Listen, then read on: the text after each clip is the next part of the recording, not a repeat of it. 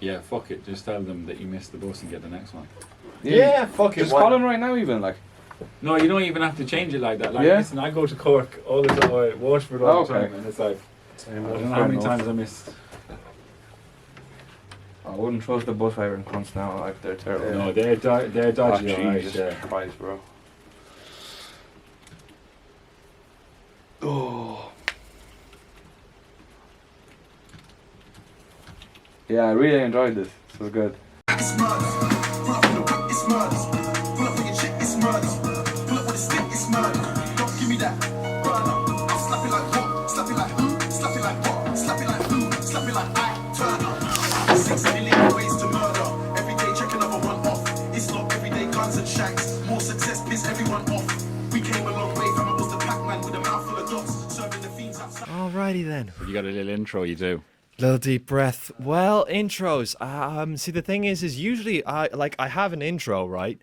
But the thing is that whenever we start talking, that's the first thing I cut, because the thing is this is the thing is that, like, when you're talking on camera, right? When you're at the start, that's when you're kind of like, hello, how you doing? And then after you've been on camera for about an hour, you get kind of more animated. So yeah, usually whatever we say at the start is the first thing I cut. But either way, we're doing this like an old style 091 show episode where it was mostly unedited. So this is Hot Air Balloon. I am on Gap Year Forever, and we're here for a very special, very different episode. You probably only have to see a little bit of Hot Air Balloon to know that I'm quite passionate about Irish rap music and Irish hip hop and the whole scene in general. And the place I learned the most about the scene was this rap show, this rap interview show, podcast, whatever you want to call it, called the 091 Show.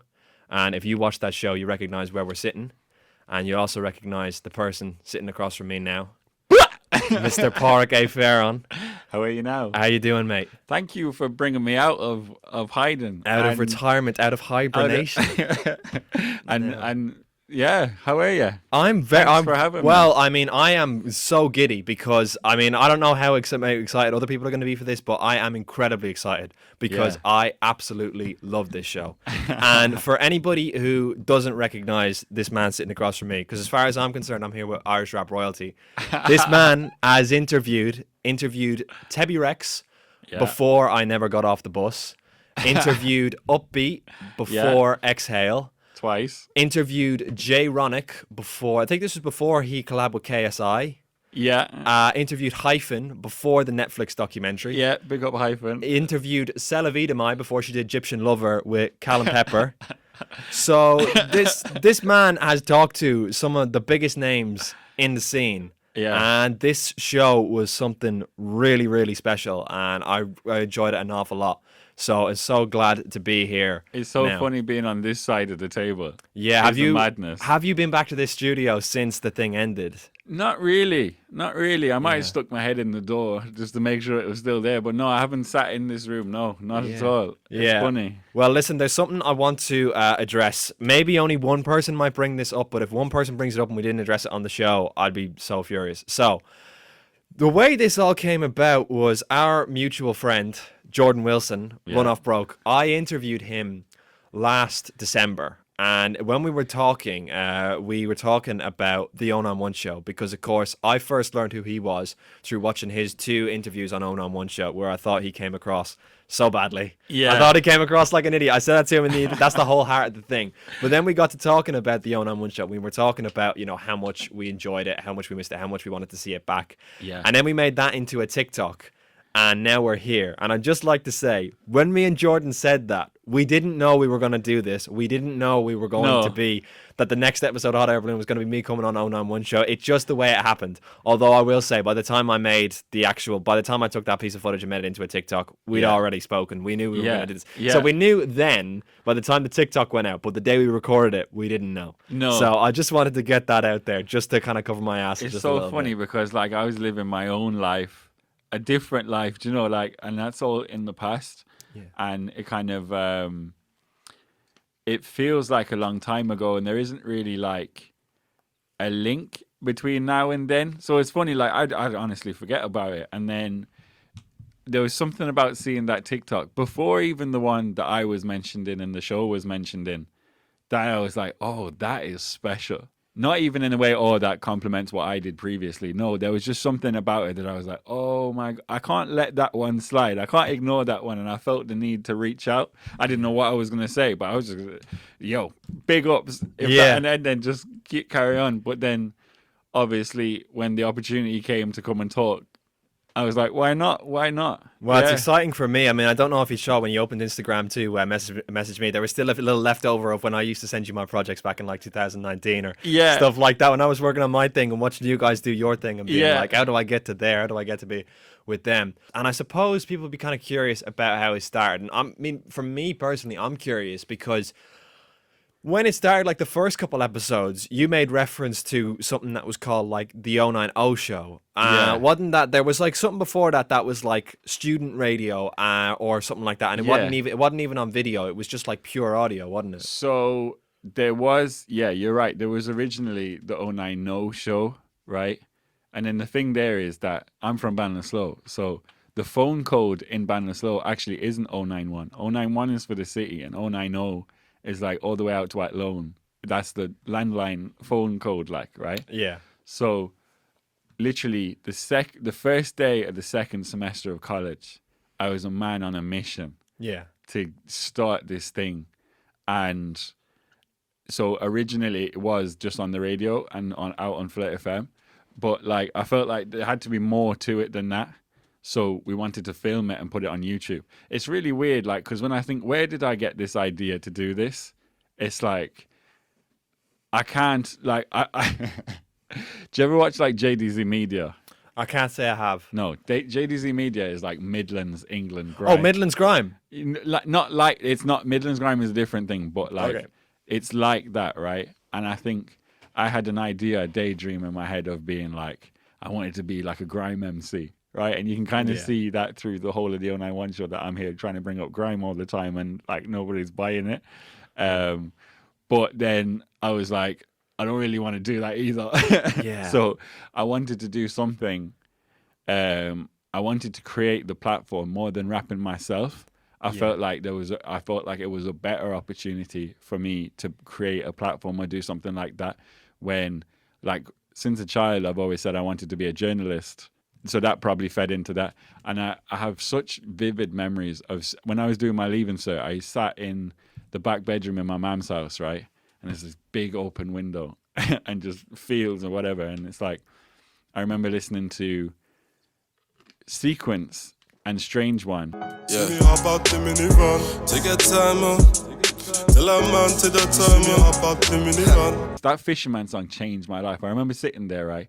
And showing my mother all these like Irish rappers, and I'm like, I was so excited about it, and she kind of looking at me like, all right, yeah. It's like, that's nice, honey. And like it really came from nothing. Like there wasn't really anything before it that you could say it was just like a thing to go on forward from. I remember as well KDX, right, shot this, and this is like before we even got to college. KDX had this music video, Cherry Blossom. And we went to the car park in Duns, Knocknacarra, the underneath bit. Well, I'd met him in a group chat of MCs. Yeah, like up on the mic MCs, right? Yeah. And because, it's funny, these people, you're like, where did I actually meet you from? Anyway, so we shot this music video. And like what strikes me about it now is I had all this fake designer gear, fake Stone Island jacket, fake the North Fakes, fake Gucci bag, fake, like, do you know what I mean? This Adidas jumper, and like you look back now and you're thinking, well, who were you trying to impress? Like, what were you trying to do? Do you know what I mean?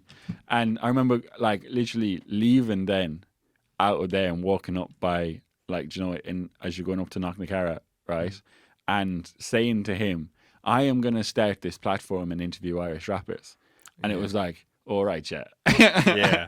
But like, and I suppose from there I actually did it. Like, well, I was gonna say, I mean, in terms of because 091 show had a seasons structure, so it was season 1 episode this, season 2 episode that. And when it came to doing season 1, I suppose you were in a fortunate position in that you just knew a lot of people who made hip hop and produced hip hop, or just had an interest in that area. I did and I didn't. There was it was like that developed over time. Yeah. Do you know what I mean? So you know one or two people, and then you get introduced to this one, you get introduced to that one, and like I suppose that's kind of the community element of the 091 show and the scene in general, that you meet people and you meet more and you learn more and you learn more and you hear more stories and more gossip and blah blah blah, and there's more emerging talent. And then like that's the thing about series one is very kind of I don't want to say amateur, but it was very much like cutting your teeth. Like most of them are people that would have been hanging around like more or less this building, and then a few of them did actually turn out to be really talented people who would go on to do things. Series 2 then was more a case of, okay, no, there are these people are the scene, and these are the biggest names, and it was more a competition to see how big and bigger artists you could get. Yeah. But I mean, even looking at season 1, like a few people who kind of gone on and done bigger things have had their first interview on 091. So obviously, Runoff Broke, who back then was just Jordan Wilson, he had his first ever video interview on 091 show, and then he's subsequently gotten like very, very good views. Yeah. T.Y. the Poet, he'd only done like one rap battle on the thing. And also, I was watching that episode again the other week just because I knew we would be doing this, so I was kind of going back. And I forgot that, like, because you didn't, I don't know, well, maybe there was a reason why you didn't include this in the description or the title, but TK was on that episode as well. TK, yeah. And, like, because I remember TK had that song, he had that song on Dear Fact TV, Bando Baby, which I remember because I heard it once, I was like, this is terrible. But then it was just stuck in my head because it was like, Bando, it was kind of like, do you remember that song, Racks, with YC and Future before it was Future? It was like that. And then I ended up turning around, and I actually really liked it. And now I'm looking at it, I'm like, what's happened to TK? TK was such a character. He was studying here. So we'd be in the hub and we'd be like, you meet these people, and then it was like, it seemed like the more people got involved, that interview in here was packed. There could have been, I don't know, like 10 people in this room. Like sitting behind the camera and all the stories. And just for context for people at home, there's 4 of us in here right now, and even this is just a little bit of a squeeze. We got a tripod and a cameraman up against the door right now. And he goes, and then he did the freestyle, right? And it was supposed to be, he's in the second half of the T.Y. the Poet interview. Yeah. And that is actually one of my favorite ones, you know. But he done that freestyle. And then that's the time when my sister was getting her haircut in town, right? And the girl asked me, could she like dye my hair for a competition? Is that when you were blonde? No. Before that even, it was green, man. Green and blue specks in my hair and braces and my student independent newspaper hoodie. And you're like, and he comes in and what was the bar? It was like, See, your dad would be vexed if he saw all the things that we do. But babe, I'm your daddy right now. Oh, it's amazing. Bars! And then there was like the first 2 bits, there's 3 bits in that, right? It's really long. The first 2 are just like drill. And then the third one is like this melodic, like talent though. Like for somebody to come up with that off the back of, like, do you know what I mean? Out of nothing, basically. Like, and then, and there's another freestyle of his that's on 091 Extra. It was only ever on like Instagram, like, but that's deadly as well. Like, just he's just doing his thing in Cork, and that's like a different world. Like, do you know what I mean? Like, we probably just don't hear about it up here, but like, I'm sure he was doing shows there not long ago, and I bumped into him a couple of times in the bus station in Cork, but like he was just studying up here, but he's really from down there. Oh wow! Yeah, I'd love to talk to him. That Bando Baby song, like I have that on my Spotify. I love that thing. I'm gonna start on getting these bars off right now. Yeah, I think, you see, the thing about the 091 show, right, was, like when I was doing the docs and the 1 pages of like trying to explain what the show was to get them to give me the studio, I was writing about how it was about diversity. Obviously, the 091 show is arguably the most diverse kind of thing to come out of Galway. I don't think anybody's really like looking at it like that, but that was great. But what I was so happy about was like that it was real, and it wasn't diversity that was kind of like made up out of nowhere. It wasn't, let's get as many people who are not what we classically understand as the norm and put them together and just like representation. That wasn't even what I was about. What I was about was the realism. I wrote a lot about realism when I was making that show, and it was supposed to be how different cultures were present and interacting with each other in real time in Galway. And it was like, when I think about it now, it was almost like a Republican like vision, that it wasn't necessarily about diversity. It was about Ireland, actually. It was about Ireland. So, oh God, you have me going now. I'm telling the stories. Wait on me. So when my father came to Ireland first, my father being a Jamaican, and then they'd gone to England, right? His parents had gone from Jamaica to England, and that was him then, right? When he came here first, he came to Kilconnell, which is a village outside Ballinasloe, East Galway, right? And this is before I was born, sometime in the 90s, right? And he's walking up the village, and a woman came out and seen him and started to cry because she'd never seen a black person before, right? And more than that, though, right? She was so crying so much because her friend, this Noni, had died, and the friend that had died loved Saint Martin. You know, you see them, the little statues of Saint Martin de Porres, the little. Is this the charity box? Is it? No, yeah. Well, that's the same fella. That's Saint Martin de Porres, right? Yeah. And Noni had never seen a black person in her life, and then Noni dies, and then this fella turns up in the village, right? And that was too much of a coincidence to not be divine in this woman's eyes, and that's why she started crying. So to come from that, right, to the 091 show in the space of 20 years, is an incredible thing, I think. And that's like, so I say all of that to say, right, that there is a moment in the TKTY episode where, you know, and there's kind of like this weird clash of like, you know, TY being the big loud raw-head boisterous young fella that he is, and TK being a bit more refined and Nigerian and the do-rag and the Nike tech and the swagger, right? And then all of a sudden TK starts on about Leonishka Cormac.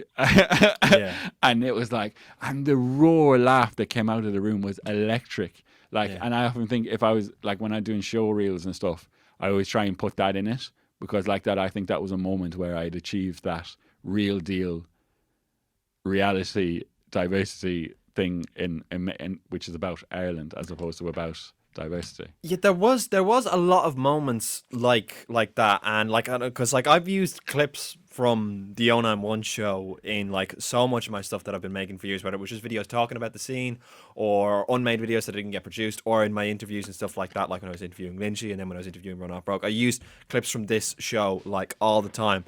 So there just was more like little moments like that, like just little moments of levity. But I think it was because like I was saying, you knew more people. There was just that more personal connection. We're because all kids. Yeah, but like 091 show was going out at the same time as Sold Out. Now I liked Sold Out. I never met the guy, but I'm reliably informed Shane McCauley's a very cool guy. I watched a lot of the episodes. It was very, very good. But it was just, that was like a thing where it was like they were an organization. They were a magazine, and these performers were coming in. It was like that was probably the first time they all met each other. Whereas 091 show, it was just that little bit more personal.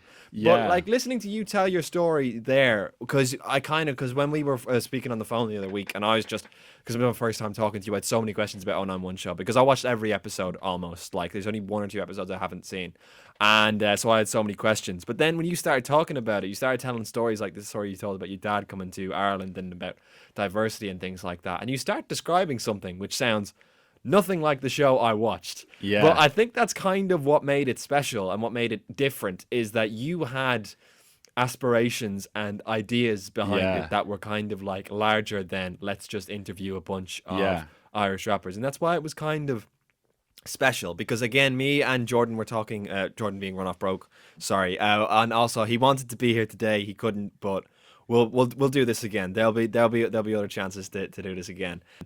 But either way, myself and himself were talking about some of the other Irish rap interview shows, and a lot of the questions, they're kind of like one size fits all, where it's like you can ask anybody, where do you think the scene is going? Where do you see yourself in 10 years? What do you think of the accents? Blah blah. You can ask that to anybody. Kind of basic. And like it's easily done. Whereas, and I think there was a lot of that in the 091 show. There was a lot of kind of like prophesizing. I think a lot of that was like, I think I was more trying to get to the person do you know what I mean? The person behind the artist, or like the reality of them and who they were and what they thought and how they ended up being like this.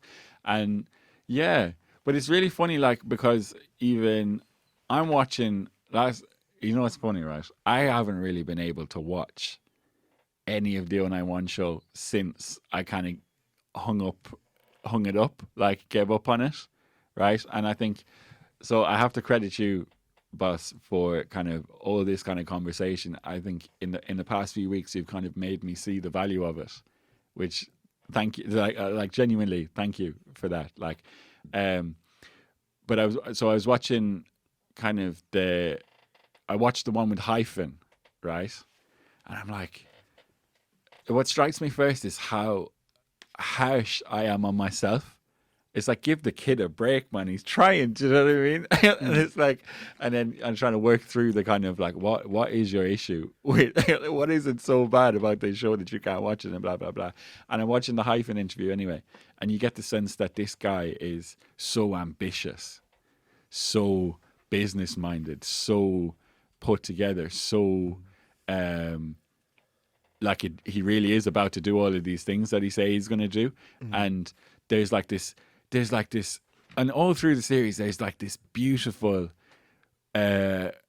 prophesizing about this Irish scene is going to be huge. And like, you know, and these young people have so much invested in this idea that the scene is, and we're so proud of it and we're so connected to it. And it's like we eat, live, sleep and breathe it. And I think that's fascinating. And I wonder, like, maybe I think that's, so you know the way that the UK scene, arguably from the kind of very early grime and Boy Better Know and all of that kind of stuff. Yeah, and then so solid. Yeah, it's from even, yeah, you can go back that far, so solid. And then you bring it all the way to the modern day and you have like Central C and H and I don't even know why I'm trying to dig a D. Yeah, I don't even know why I'm trying to. I don't even know why I'm trying to name names. What I'm saying is, but even the industry, is grown so much in that, and I think that we genuinely believe that that would happen here, and I think that in that we genuinely believe that that would give us an importance. Do you know what I mean? Like, and I think only kids can be that kind of. Like, there was such aspiration, and it's like everybody had it. Everybody on the 091 show is on saying the same thing, that this is going to become la la la la la, and we're so excited by it. I think it was like our passion to get, your passion would be validated in a sense. Yeah, because it was like there's this. It's like Chucky our law. It's like our day is coming. Yeah, but it's like you seen Aliens, yeah. No. Okay, there's this bit in Aliens where they're trapped on a planet and it doesn't look like they're going to be able to escape. Okay. And then one of the crew members says, "Game over, man." And this was in like 1986. And then apparently all these like people at home who played video games were like, a Hollywood movie just referenced video games. Like, our passion is legitimized. Like, we're not just a bunch of people. Like, we're getting mentioned in movies now. Yeah. And I feel like a lot of with the Irish rap and hip hop and stuff like that, they were like craving like that moment where it was going to be like on the day we were recording this, Cello was on the Late Late Show last night. Mentor. And we were looking for stuff like that, like, you know, that, like, you know, we would have, because I remember, like, because if you look over at, like, I don't know, GRM Daily, it has, you know, so many subscribers and you get so many views and the quality is like to a certain level. And, you know, at the time 091 show was on, it was Irish rap movement, where it was all like, it had like a decent following, but it was all like portrait mode videos. Yeah. And there was all these, like, in the top comments were always from the Irish rap movement channel itself. And they were like, we're saving up for a studio. And it was like, look, they're trying. So it was kind of all that, you know, like, we're putting our best foot forward. We're really trying. So there was kind of that thing of like, oh yeah, the scene's going to blow up. The scene's going to be a special thing. And then also as well, there was a lot of conversations about... Which you didn't. Well, it did. It's kind of, it's a thing of like, because the other conversation back then is like, oh, Irish rap's really cringy. Irish hip hop's really cringy. I can't really take it seriously. Irish people just shouldn't be rapping, that kind of thing.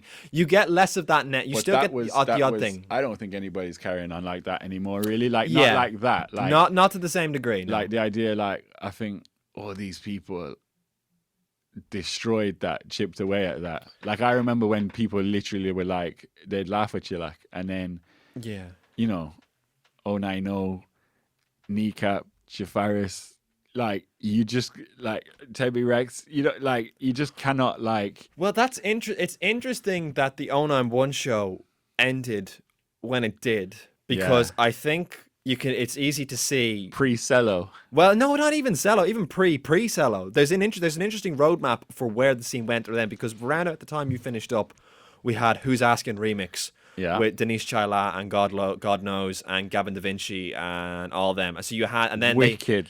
so this was the first time we had like the idea of like an East Coast West Coast thing, and then after that they're all on Tommy Tiernan, and Denise Chaila's getting Irish Times Artist of the Year, and then Nilo's getting RTE Choice Music Award of the Year, and all of these like things, and then you had the Origins documentary, and it felt like the scene was like arriving, and you could kind of, especially since so many of those characters were from like Galway and Limerick, you could kind of see the where Limerick crowd are a different crowd. They say that Limerick is kind of like, it's insular in a way. So it's like, I know you could say it's kind of like between Galway and Cork, but then they don't really identify with Cork too much, like they're their own thing. And that's why in Limerick you have this, they are a different breed. Like they are this, like when you talk about Denise Chaila and God Knows, and like they're a powerhouse. Do you know what I mean? Like Denise Chaila, right, Denise Chaila tapped into something in the Irish consciousness that she is like this. I was about to call her a princess. I'm sure she'd prefer a queen or a pharaoh, right? Yeah. But she is like articulate, black, good looking, artistic, like well mannered is a funny way to put it, but like brought up well, and like so then she's on the cover of the Sunday Independent, and then she goes on Tommy Tiernan, right? And it's like, and she had a song with Clonard as well, which is like that's like a deep cut. That's like, because like my parents listen to Clonard. Have you ever heard Silver Bullets? No. That is like, or is it, no, Copper Bullets, sorry. Oh, okay. She'd hate that now. But anyway, Copper Bullets. And it's like this, and it is really Irish. The attempt is like, what she said, there's so much Kampala in my Kaylee, like. It's like, it is this genuine mix. And I think that's going back to my thing about what I was saying about it was never about diversity, it was about Ireland.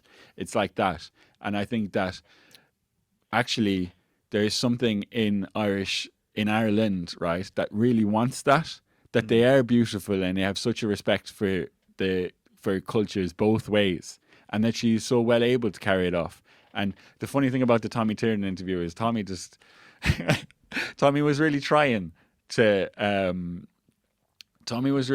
reach out to her, but maybe overstepped the mark a bit and started asking her about sex, which I get. He was asking because, you know, he's a comedian. Not even a comedian, but he's a commenter on Irish culture and the shame and the this and that. And there's a spirit of that still. And I don't think it was picked up well, but still, like, I know what you mean. Like, I was at home watching that and you're thinking, that is so special. Yeah. So special. Like, that's not like, I think, and when I met her in Other Voices in Dingle one time, and it was like, I think, like, the way that they think about it is not about, and also that even kind of transcends rap. Do you know what I mean? It's like, it's more than, because Irish hip hop can become a very like urban thing. I think that's one of the reasons why I kind of left it behind, because my ambitions were bigger. My ambitions were kind of like, it wasn't all about music, and it definitely wasn't about like Monclizzies. Yeah. It wasn't about Montclair coats and runners and big chains and blah blah blah. And I actually think that Ireland doesn't need that. That's not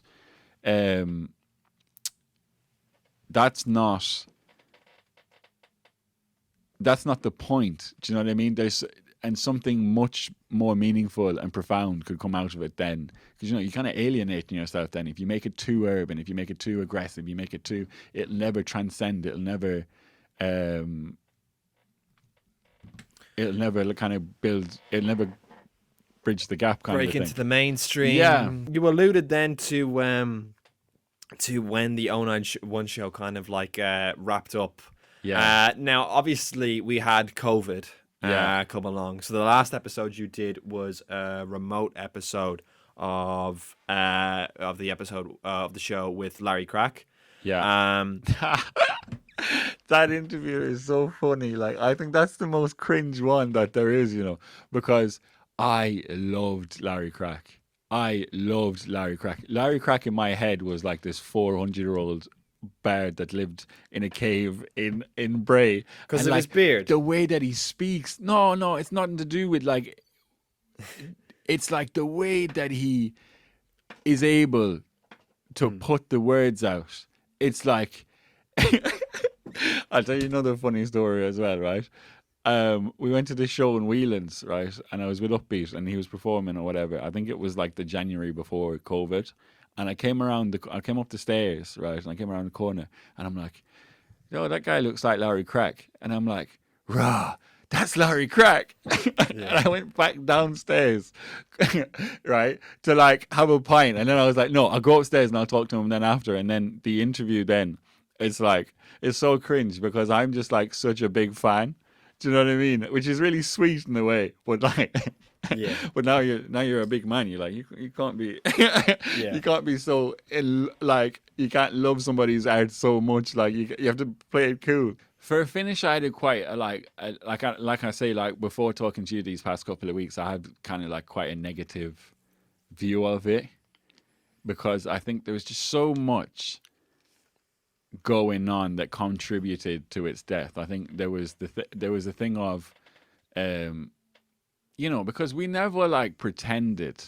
We never pretended really to be anything that we weren't, apart from a few dodgy outfits where you're trying to dress up like a haired man or blah blah blah, or like when I came back from Jamaica and you have the interview with Sham and KDX. And I'm sitting there and I've got the Jamaica bag, the proper tourist gear. And I'm like, oh, sun kissed. And I'm like, I'm going to try to speak like this all the time, man. I think that's just a teenage thing of trying to figure out who you are. Do you know what I mean? And trying to develop a style and blah, blah, blah. Anyway, so you always, and as well outside of the show, we were young people living in this kind of community. And I think when you're in an urban community like that, right, the bad boys will always get the most praise, the most, people kissing up to them and blah, blah, blah, right? And then when you're not that, you'll miss out then. Do you know what I mean? There'll be nobody really kind of giving you your flowers about, oh, it's so great, this radio show that you have, and you're such a visionary and blah blah blah. No, not to say that people, I didn't get that as well. I'm not actually saying here like it was a jealousy thing. I'm just kind of going through how the teenage brain would process blah blah blah. So, that was always disappointing. I think that was always so disappointing that you'd feel like, is there no like, value on if I got to stab somebody to get your respect or win you over or blah blah blah. And then so I think that kind of hurt, and then also like you're saying about there were other kind of platforms. There was Mabfield and Sold Out and Retete, and so you're always at the disadvantage because, and I think that's a West of Ireland thing as well, that like, and I think as I'm growing, I'm like kind of noticing more and more this kind of like scarcity mindset that we have in the West of Ireland. It's like everything is shit by default. Do you know what I mean? Yeah. And everything is like it's never the proper, clean, polished, professional, It's always like doing it on a shoestring budget, and there'll always be something kind of go wrong, and oh sure, look it, and blah blah blah. And I hated that. I think obviously then on the practical side, it's like COVID happened, yeah, and all of the 091 show, and big up to NUIG and big up to Flirt FM, because all of that was shot on borrowed cameras. Yeah, all of that was shot on borrowed cameras, right? That sounds nice. And this soundboard, so no, really, seriously, big them up like such a huge opportunity, right? I mean, they didn't like when I wasn't turning up to class because I wanted to make the show. but huge opportunity that like, you know, you wouldn't have got otherwise.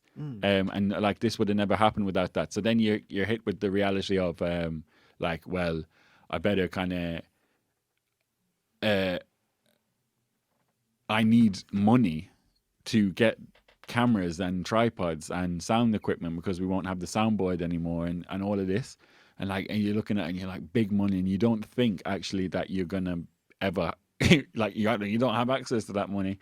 And then, so you know, it took me like nearly 2 years to get the money to be able to produce content again. So there was that, and I think as well, being at home out the country eroded a lot of kind of things that I was picking up in the city.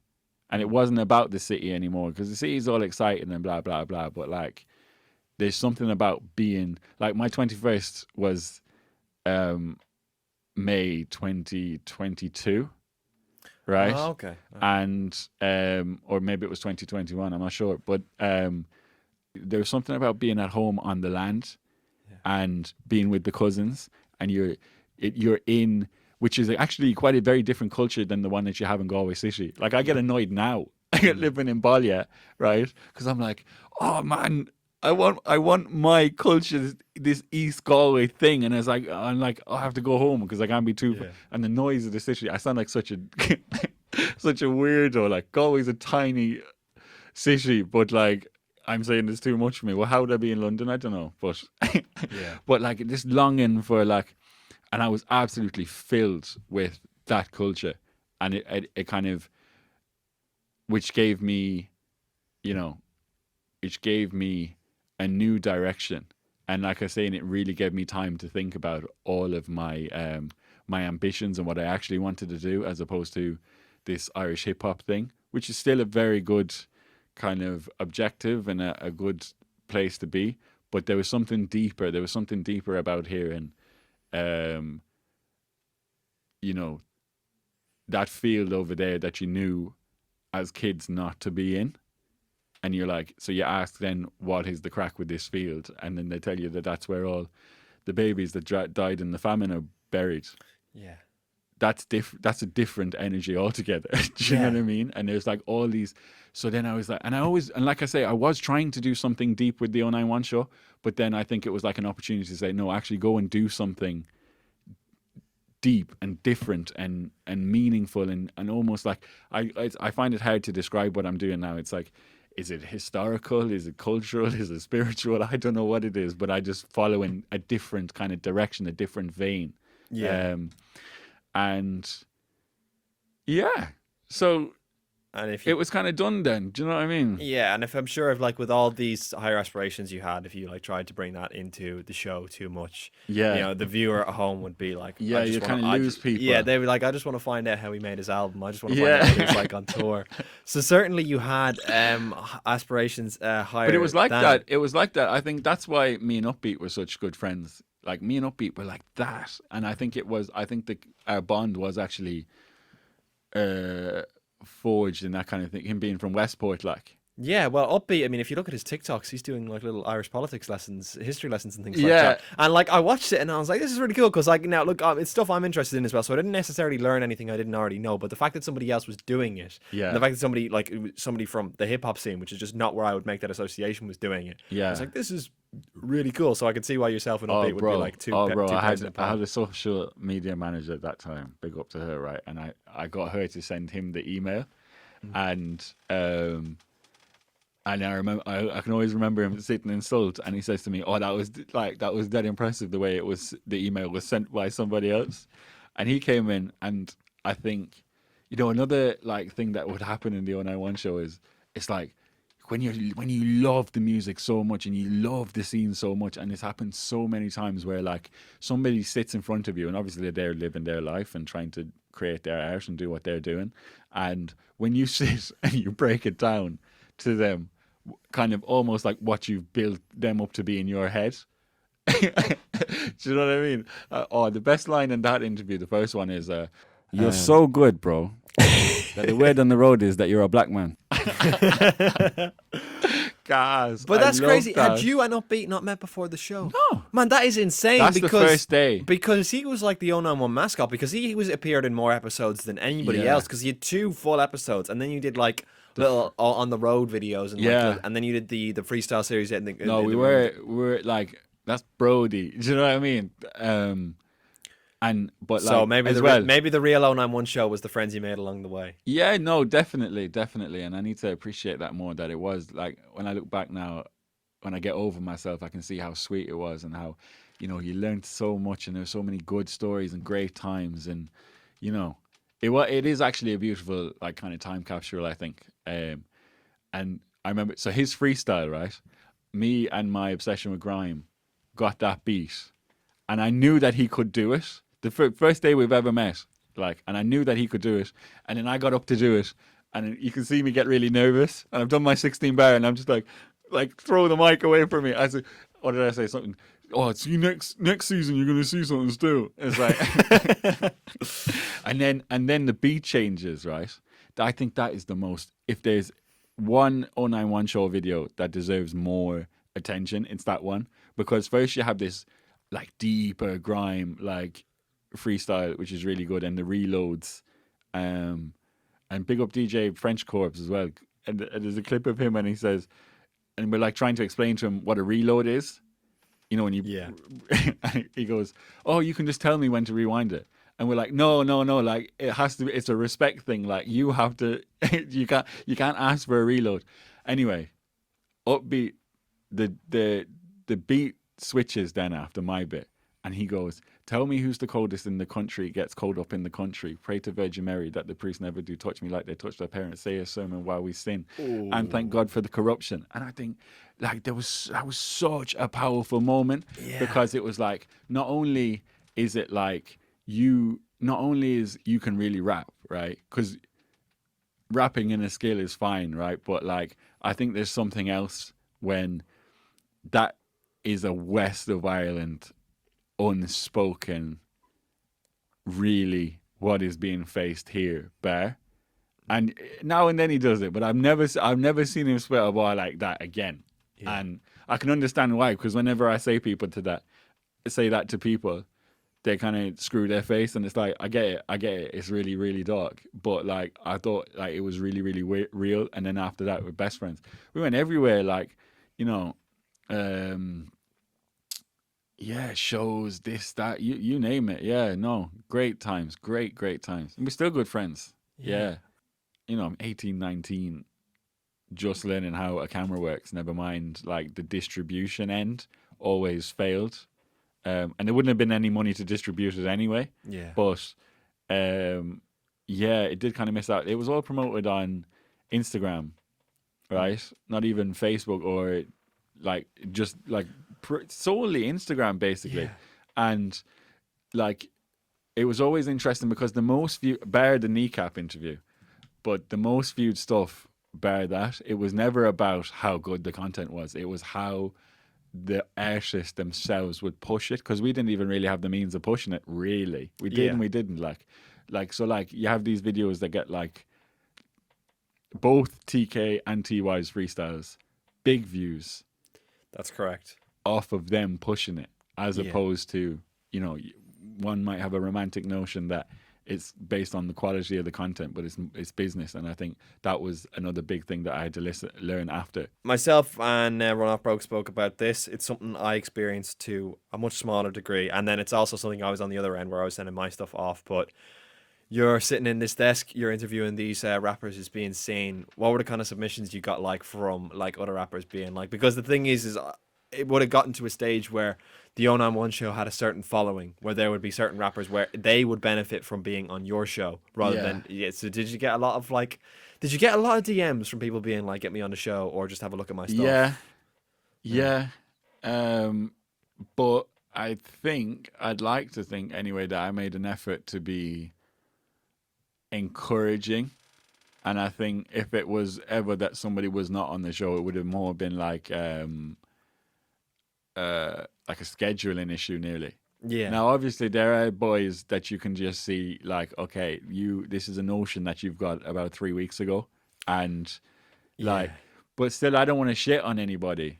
I got one of those guys once. I remember because I used to make these videos. But usually, if you have the conversation with them and you say, yeah, man, and then like they will never text you again because. Do you know what I mean? Yeah, because it's not because they aren't taking it that serious. Because they've made their first song and then because I had one of those guys. I used to make these videos where I talk about the Irish rap songs every month, and I remember I made one video, and at the end of it, I said I'm not going to be making another video next month.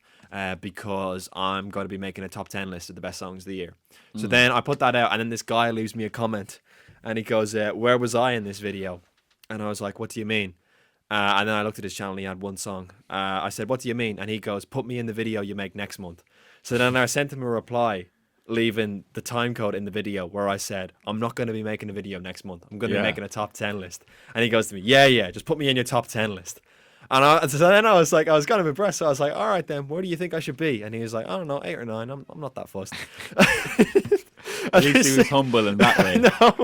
No, the thing is as well, he's like, he just recorded it like on his phone. And like, it was in one video. So then I was talking to him. I was like, no, like I think obviously you have one song out and you've just recorded it on your phone. I don't think you're ready. No. I think you this and that. And he's like, yeah, okay, we can talk some more. I think we spend more time chasing bigger artists than getting kind of like, not necessarily denied, but like, you know, it just never happens. Do you know what I mean? Well, speaking of that, there's 2 questions I want to ask. Let's go to the first one. What's the best unmade episode of the 091 show? Because I know, as in ones that nearly got made and didn't. Yeah, because I know from checking the comments on Facebook, Pat Flynn was nearly in this studio. Yeah. Thanks to Jordan and his big mouth. Yeah. No, I love Jordan, man, and I love. We love Pat Flynn. We're the Pat Flynn Defense Force. No, like I think, but then watching your video with Lynchy, it's like I didn't bad mind Lynchy. I had no problem. I felt like I had to be kind of professional and not like, do you know, take sides. Yeah, no, I think Pat Flynn for me is special though, being in Ballymac discos and knowing every word and bopping and like jump on the mic to rock the riff in. After Jordan's tirade, right, and they had a bit of a spat or whatever, and then Pat Flynn had texted me and given me a number for a manager and blah blah blah, and I was talking to him. Actually, do you know I was on Spanish Arch? No, well, people will know all the postcards of Spanish Arch and all the different coloured houses. I was walking up there and the phone rang and it's Pat Flynn. And I'm like, what? Yeah. I'm like, what? Like, from the discos, yeah. And, yo, best MC inside the country, to him ringing my... That was big. That would have been great. Yeah. That would have been phenomenal. Yeah. I'm trying to think who else. Always wanted to get Jafaris on, but he was notoriously difficult to pin down. I remember I met Jafaris in I was telling you that story, innit, about that's right. I was at Rappers Full, big up Rappers Full, right? And we were in the International Bar in Dublin, and there was a pub on the other opposite corner, and in the window of the pub was an album, like a poster for Stride, and which was coming out, and I was like sitting there and I'm like, oh, like that's so impressive that like your poster is just in the window of a pub and blah blah blah, compared to all the amateur kind of rappers that we were dealing with. And next thing, he came walking up the road and I was like, rah! And he's another one where I went into this, launched into this and nearly like a preacher I was, like, nearly like launched into this big spiel about how important he was to Ireland and Irish hip hop and blah blah blah, and how like what an iconic figure he was. And it's funny, like, because when you launch at somebody like that and they just kind of look at you like they're trying to then check that on the reality of their reality, and then like then they're trying to take the compliment and yeah, no, I'd love to chat to Jafaris or Denise Chyler. I think that would have been big, and God knows, I would have loved that. Yeah, absolutely. And Blind Boy. What was the best episode of the 091 show? What was your personal favourite episode that you did? Oh, that's so difficult. I I really like the one with Sully. Kneecap is the biggest viewed one. That's the most viewed one, yeah. Do you know what? There's so many things that got taken out of that for good reason that I wish I'd not. Like Makara turns to me at one stage and he says something about the English and he says, "Oh, sorry, Paraic." And I'm like, and I look at the camera and I look back at him and I launch into this rant. Yeah. About I'm an Irish Jamaican and I have double reasons to hate and colonialism and oh my god, and I would love, like, the footage doesn't exist anymore, but that's a big that's really good. What else is I really like the hyphen one. Yeah. Jordan and TY are just, Man, you're nearly naming. I love the boisterous energy of both of them. No, I forget. Like you're I nearly forget. naming all of them because you did like, what was it, like something like 17 altogether or something like that, which is still a fair amount of body of work. But definitely, like, I could see those. Ironic. I like that one as well. Yeah. But that was kind of weird. Like, Yeah. I was going off on one. Yeah. There was a point in time where I listened to Irish rap and Irish hip hop just for my own enjoyment. I wasn't always just making content about it. Yeah. But now that I make content about it, there has been a couple of times where when I don't have the opportunity to make content about it, listening to it kind of hurts because I'm like, because I got so much invested in making content about it. If I can't make it, it's kind of hard to listen to it just for fun. Yeah. Would you be the same? When you stopped doing 091 Show, did you stop listening to the Oh God, music? yeah. Yeah. Yeah. Because I was like that as well. I wouldn't listen to anything that wasn't Irish hip hop. Yeah.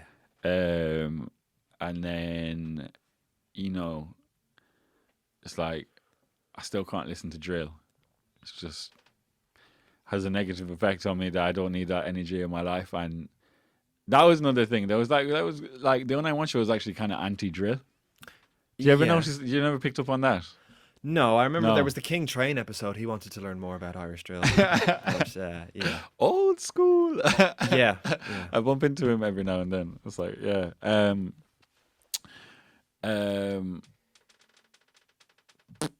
Sorry, run me the question again. Well, yeah, we were just talking about how when you stopped doing 091, you stopped listening.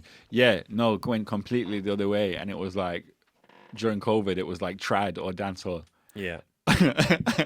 Like Jamaican music or Irish like music and like the Dubliners and Luke Kelly and all of this kind of crack. And now I think I'm more interested in, because dancehall has such energy, and there's fantastic platforms that report on dancehall news, like the entertainment feed is, you would love that actually. It's like a legit news show which just reports on all the kind of dirty gossip of dancehall, and this one called this one and this one is beefing with that one, and this one is gone mad and blah blah blah. And I often thought, like, maybe if the 091 Show was like that, if you could get access to the inside workings of Irish hip hop like that, you'd be laughing. Yeah. Like serious content. Yeah, so dancehall, Vibes Cartel, Intense, Skilly Bang, you get me, Ritical, all of that is what I listen to now. Because it's different, because I think you kind of grow. That's another thing about Irish hip hop, is like, or any kind of hip hop really, you will grow out of it eventually. We should do anyway. Really? Yeah. Okay, fair enough.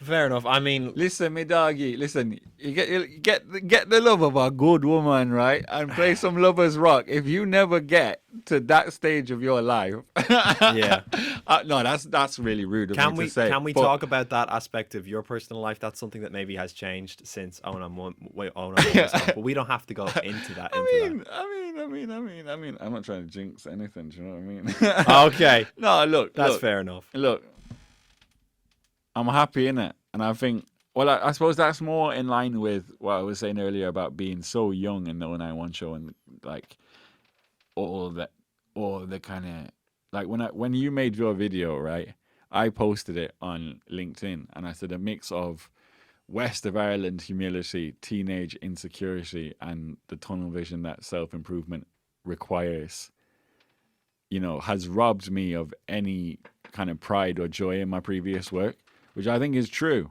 I think it really is true. And I can't thank you enough. This is the third time I'm thanking you now for kind of, like, you've made me like look at it again. But there is that element of like, I really did feel like a loser. Like, do you know what I mean? Like, and I wonder, like, can other people pick up on that in the show? Well, Probably not. Like, definitely not. No, definitely no. not. Not from me. And I was probably one of the show's biggest fans, and I Yeah. didn't pick up on It's on funny, any of that innit? at all. So yeah, so I was a big fan.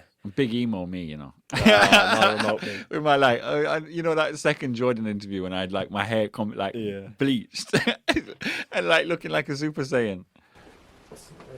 It's done. It's dead, is it? Carry on. Well, that's all right because we're wrapping up. Anyway, I've got a bus to catch in 44 minutes. Lovely. So I guess we're coming to the end of this. So, Paraic, I'm sure from watching this, a lot of people can guess the answer. You don't have to. You can answer it whatever way you feel. But if this goes out and I don't ask the question, people are going to wonder it. On one show, is it ever going to come back?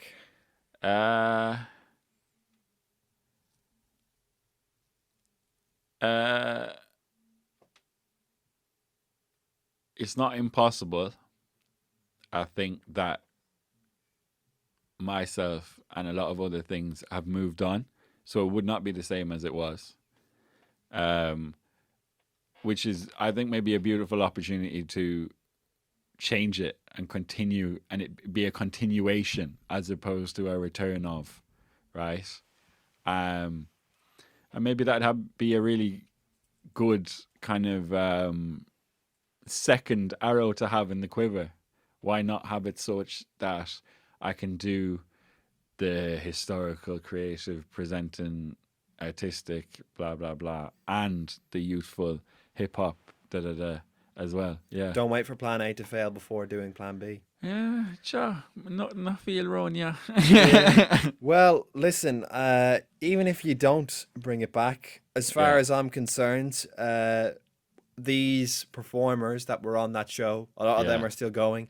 They're getting bigger and bigger. Their fans are going to be curious about their origin stories. So they're going to come back. They're going to discover this show. So as far as I'm concerned, you've already earned your spot in Irish hip hop history. So you can rest on your laurels a little bit. A little bit longer. Yeah, and even just speaking until the real money comes in, and then we can do something. Absolutely. And then just speaking for myself, I absolutely love that show. I watched so many episodes. So to be here in the studio and to be sitting across from you just means the absolute world to me. So even if nobody else watches this one, I made this one for me. So that means an awful lot to me. So this has been a very special episode of Hot Air Balloon. A little remembering the 091 show and what it meant to us. So Paraic, put it there. It's a stretch now. It's a stretch. Okay. No, thank you. Thank you. Alrighty then, we can cut it there.